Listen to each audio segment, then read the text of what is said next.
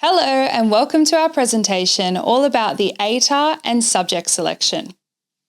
Firstly, you might be wondering who UAC is. UAC is an organisation that looks after university entry for more than 30 different institutions. UAC is most well known because we calculate and provide the ATAR to all Higher School Certificate or HSC students in New South Wales. But before discussing the ATAR calculation, I want to describe the difference between your HSC marks and the ATAR, because once you understand that there is a difference, you'll understand the ATAR more easily. So, at the end of Year 12, NESA, or the New South Wales Education Standards Authority, reports to HSC students the subjects or courses they have completed, the HSC mark they have achieved for each course, and the performance band that mark aligns to. Meanwhile, the ATAR, which is provided by UAC, is one number that tells you where you are positioned amongst all students in New South Wales. HSC marks are about your performance, whereas the ATAR is all about your position. When we talk about the ATAR, we will always talk about it like being in a running race, because that's really easy to understand. All Year 12 students are in this running race. You may get to the end of that race and think, well, I've done my best personal performance, fantastic. But when you're standing at the finish line, you might look around and think, well, hey, I've just done my personal best. However, I'm positioned in the middle of the pack. So your performance in the race may look very different to your final position. Like in your HSC, your marks can look different to your ATAR. So the only thing that a student can control in the whole scenario of the HSC and the ATAR is how well you're going to perform. You cannot control your ATAR or your position because you can't control the competition or the performance of all other HSC students. So let's talk about the ATAR. What is the ATAR? The ATAR, or the Australian Tertiary Admissions Rank, is just that. It is a rank. It's not a mark or a score. It's just a number which tells us where you are positioned for the sole purpose of universities to rank and select students. It's a number between 0 and 99.95, and it will not define you as a student for the rest of your academic career. So, let's talk about the calculation. To calculate an ATAR, UAC needs 10 units of board-developed courses, which must include 2 units of English. Studying more than 10 units allows UAC to exclude your course with the lowest scaled marks from the ATAR calculation, leaving you with the best possible ATAR result. When calculating ATARs, we use the best scaled marks, not the best HSC marks. So it could be a mixture of any of your courses, but it must include 2 units of English. You heard me say scaling. This is a topic that many students talk about. But let's talk about scaling in terms of the ATAR calculation. The ATAR is calculated by using 10 units of scaled marks. Scaling is the first step in the calculation of the ATAR. So you may be thinking, why does UAC scale? UAC scales marks so that we can create a more even playing field. So no student is either advantaged or disadvantaged because of their course choice.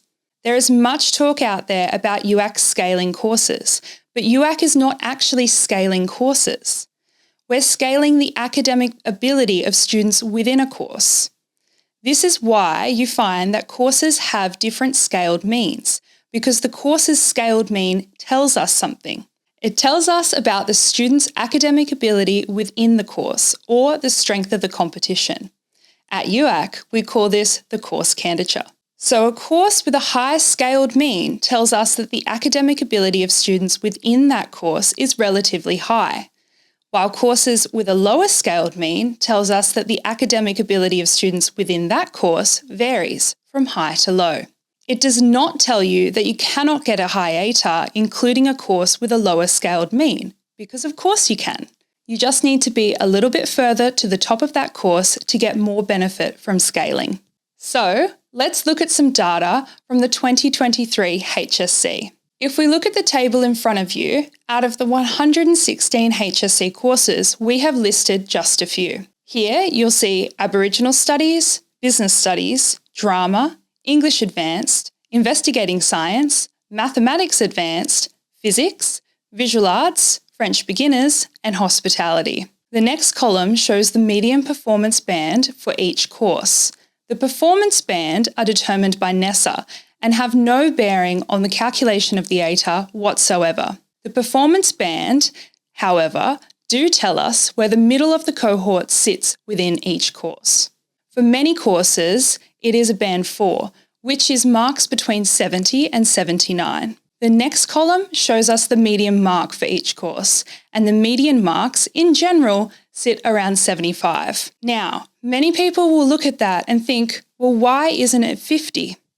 However, only Performance Band 1 students are receiving marks below a 50. So, if the majority of marks sit between 50 and 100, then the middle or median mark generally sits around 75. And in some instances, the median mark can be higher. The next column shows the HSC mean or average performance of students within the course. And as you can see, it is similar to the median mark. The next column, the scaled mean of the course, is the column that most people look at and make judgments around whether UAC is scaling courses up or down. But remember, we're not scaling courses. We're scaling the academic ability of students within the course. The scaled mean tells us about the average position of students within that course, which is very different to the HSC mean, which is about the average performance of students within the course. Like in the running race, those numbers may look different.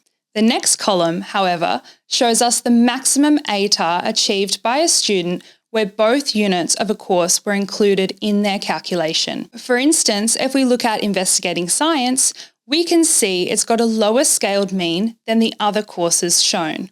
But someone still received an ATAR of 99.45 and had investigating science included in their calculation, which is a fantastic result. Some people might then ask, does that mean I can receive a higher ATAR if I don't study investigating science? And yes, you might.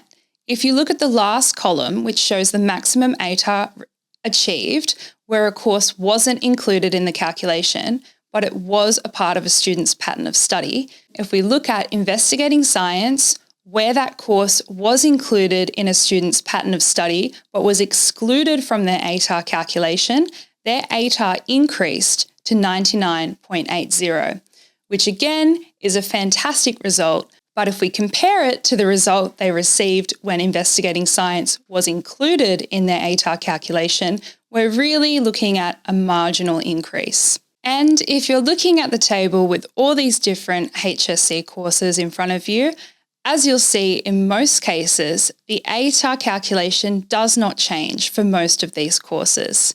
And in the instance that an ATAR does increase when a course is excluded from the calculation, keep in mind that that student must have been studying more than the needed 10 units for the ATAR calculation. So if you are worried that the subjects you've chosen might decrease your ATAR for whatever reason, just remember that at UAC we're always trying to maximise your final ATAR result. So now you've seen some data from last year's HSC and seen the difference between scaled means and ATARs, and that doing a course with a low scaled mean does not mean that you can't get a higher ATAR. So now let me tell you the story about Fred and Laura, who have completed the exact same HSC courses. We can see that Fred gets marks of 70 for all of his courses and Laura receives 80s in all of hers. You can see that Fred and Laura are only 10 marks apart. But when we look at their ATARs, there's a difference of almost 20 points.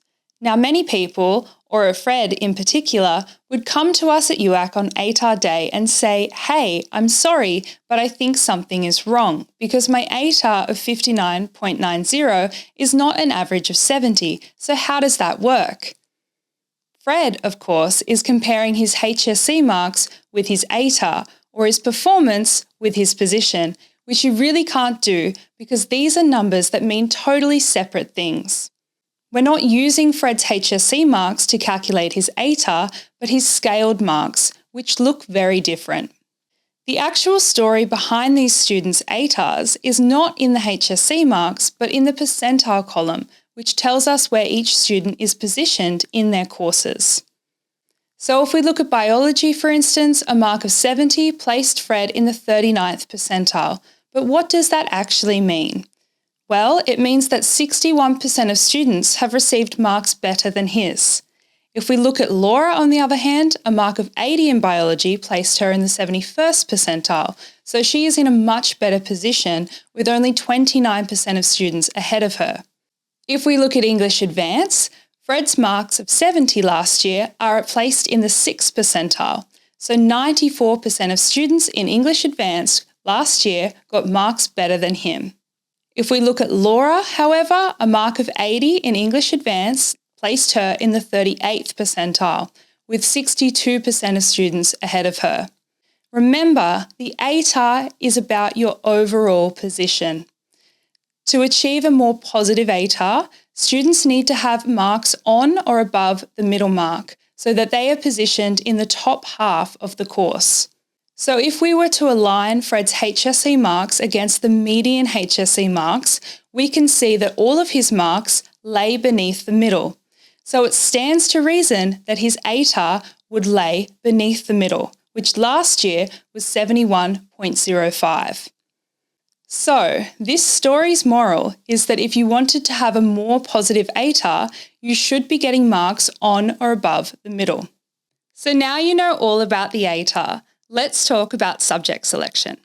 Firstly, you need to be thinking about your future goals. You want to be thinking about your interests, any future career you might like to have, and what you're good at. So, your aptitudes and your abilities. Also, what further study will you need to achieve your goals? Soon, you'll be making some important decisions about the HSC courses you'll be studying over the next 2 years. And these are the things we recommend you think about. As you know, there are 116 courses offered in New South Wales, but only some of these courses will be delivered at your school. So you need to consider the HSC courses that are offered at your school. Do they interest you? Are they ATAR courses? Will they lead you to being eligible for an ATAR? Will these courses be a good foundation for success at university, and will they satisfy any university course prerequisites? So let's talk about course prerequisites. What are they? A course prerequisite is a must-have. You must have taken it in the HSC to be eligible for an offer to study that university course. Not many universities have course prerequisites for course entry into an undergraduate degree. However, some universities may have prerequisites for a few academically challenging courses. For example, the University of Sydney have course prerequisites for undergraduate study where prerequisites are required. If you're a student thinking you may like to study at the University of Sydney, please investigate if the course you're interested in has a prerequisite. Many of the prerequisites are for their maths and science-based courses, so make sure you do your research and check that the courses you will undertake in Year 11 and 12 will make you eligible for an offer at the university in the future. Then there's something called assumed knowledge. This prepares you for success in your future university course. If you haven't taken the subjects the university calls assumed knowledge, you can still receive a course offer if you have met the selection criteria for entry. However, you might find that you are a little more challenged by the course's subject matter because you have yet to study this at a HSC level. So when they say assumed knowledge, the university assumes that you have undertaken the HSC course and they will start teaching it with the HSC as a foundation. So if you still need to take biology, for instance, and you enroll in a university course that has biology as assumed knowledge, they'll start teaching it from a HSC level and above. This may mean that you might find it more challenging in your first year of university. Next, we have something called recommended studies. If you haven't taken the university's recommended subjects, this will not stop you from getting into these courses. Still, these courses are helpful and relevant for your university course. So, when doing your research, please investigate the HSC courses that the universities assume or recommend you undertake in Years 11 and 12 because these will be very helpful in your university studies. So, there are a few things you can do to help prepare you for your subject selection decisions. Number 1 is research future career and relevant courses. Consider what you might like to do for employment and what courses you want to do at university. Number 2, what interests you and what are you good at? Consider your abilities and interests. Think about the subjects that you're interested in and have performed well at in school. If you need clarification about what you like or what you're good at, it might be time to speak to a teacher or your careers advisor, and they'll be able to give you an idea or feedback about the classes you've performed your best in. Number 3, as I said before, check the prerequisites and the assumed knowledge of the courses you may prefer in your future UAC application. You must study a course prerequisite to receive an offer. It's also a good idea to choose HSC courses that the universities have listed as assumed knowledge because they will help you when you get to study the university course. Lastly, 4, be prepared to study hard in your chosen HSC courses. Remember that your ATAR reports on your position. You might be performing your best in your classes, but your ATAR reports on your position against all other students in your year group in New South Wales. And now we'll talk about a few what-if scenarios. These are questions we receive all the time from students just like you.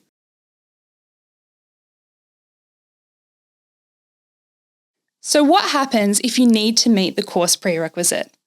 Well, you have options. Option number 1 is that you could study a similar course at a different university that doesn't have a prerequisite. Then, after 12 months of university study, you could apply through UAC to the course at the university with the requirements.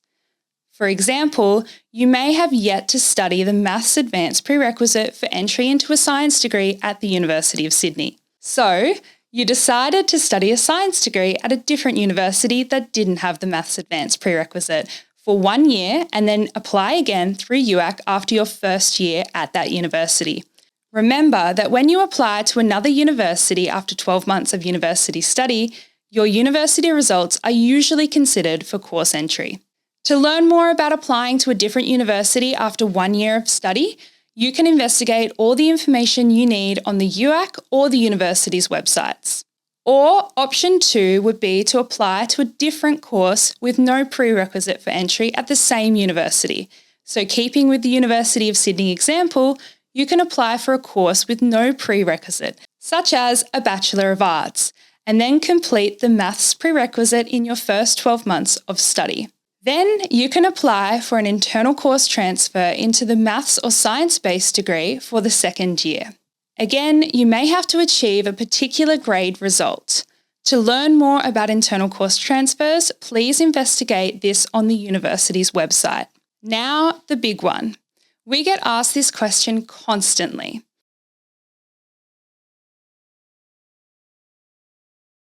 Students want to know what will happen if they don't receive an ATAR high enough to enter university. Don't panic. There are many options. Firstly, you could look at doing a preparation course at a university. Lots of universities have pathways into particular courses. They all have varying names. Some of these have lower ATAR requirements than a bachelor's degree course. Another option is completing a diploma or a certificate for at a college. Once you've completed that qualification, you can apply to a university again based on your diploma or certificate results. Keep in mind that the rules around these change from university to university. Only some universities will accept some qualifications. You really need to do your research before you lock yourself into a pathway to make sure that you choose the right course as a pathway into the bachelor's degree you'd like to do. Another great pathway is going to a university college. Many universities have colleges where you can study for a diploma at the actual campus, which may take you into your first or second year of a degree. For example, you might want to study for a Bachelor of Engineering, and you may be able to study for a diploma in engineering that will lead you to the bachelor's degree at that campus. Many universities will credit the time you spend in your diploma towards your bachelor level studies. Please remember that fees for these pathway courses and entry requirements may vary. So, if you're a student looking into a pathway course in the future, you must research and make sure that you find the most suitable pathway for your circumstances. I know many students stress about ATAR results, but there's really no need because, as you've heard, there are plenty of pathways to university. It's just that the ATAR is the most direct one after Year 12. Next, let's look at what's ahead for you in Years 11 and 12. In Year 10, you'll be selecting your HSC courses. In Year 11, you'll complete your 12 units of study to become eligible for a higher school certificate. In Year 12, there's still more work to be done. You'll be working hard so you can get the best possible results. You'll complete your research into the degree that you'd like to undertake at university. You'll be getting your TFN, that's your tax file number. You'll need that when you enroll at a university. You'll also need to get your USI, your Unique Student Identifier. You'll need that when you're completing your UAC application. You can submit your UAC application in April, and you can apply for early entry in April as well. Before we leave you, here are some important things to remember. The ATAR is a rank, it's not a mark, and it's just one way to get into university. 2, choose the courses that you like and that you're good at. These are the courses that you're going to get your best results in. 3, choose courses that will set you up for success in your future studies at university. And 4, make sure you explore all of your options. Thank you for watching our presentation. I hope this information helps you with your subject choices. If you need any more information, head to our website. We have many more resources there for Year 10 students.